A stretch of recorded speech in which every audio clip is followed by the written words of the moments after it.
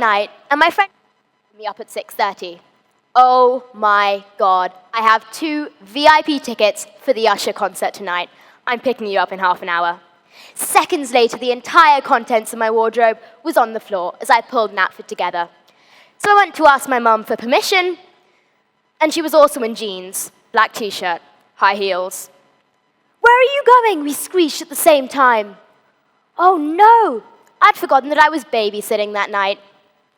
Now what I would like to tell you is that I didn't go to the concert that night. I stayed at home and honored my commitment. However, that wasn't quite what happened. I thought about doing the right thing for about 5 seconds, but then the doorbell rang and I bolted out, yelling an apology to my mum. Sadly, this isn't an exception. It happens a lot, whether it's small commitments, big businesses, or government policies. But imagine what an accountable world would look like. What if we all consistently took a leap of faith from just wanting to do the right thing to actually doing it?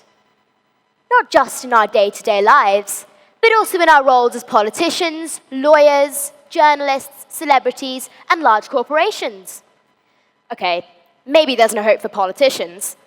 In fact, they hire spin doctors to make excuses. The buck stops with each and every one of us. It should.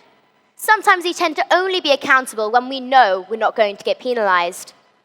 Accountability is accepting responsibility for our actions in spite of consequences.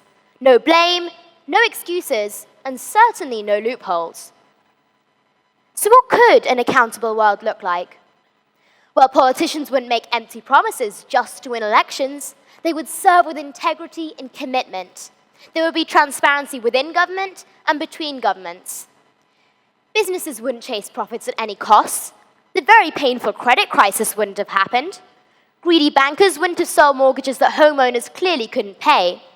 People wouldn't spend money they didn't have, and governments wouldn't bail out banks just because they were too big to fail.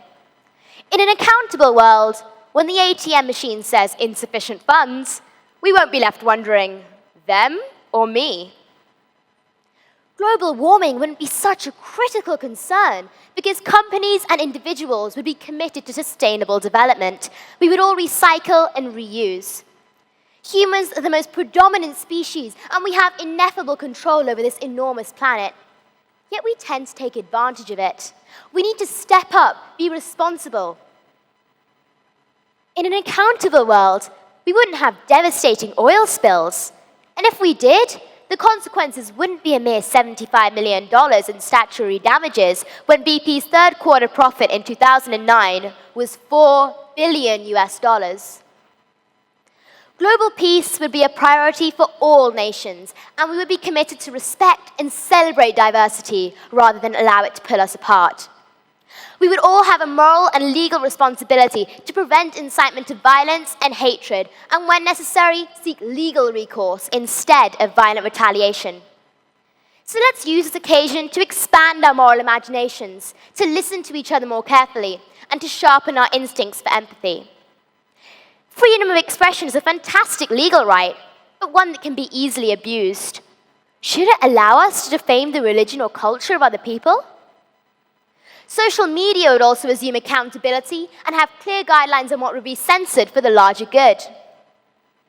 Today, we are here to celebrate so many wonderful breakthroughs in science, medicine, and technology. But really, what sort of a world are we creating for our future generations? The less accountable we are, the more likely we are to take a back seat. We'll always point the finger at someone else. But have you noticed, when you point a finger at someone, 3 of your fingers are pointing back at yourself. Today, I invite you to pledge your personal commitment to accountability. Today, I invite you to change the way you think, the way you act. Today, I invite you to create a constructive change in the world.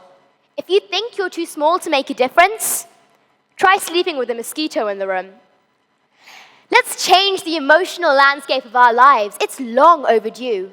Never believe a few caring individuals can't change the world, for indeed, that's all who ever have. Each and every one of us has the power to change the world as we know it. So let's do it, but no excuses.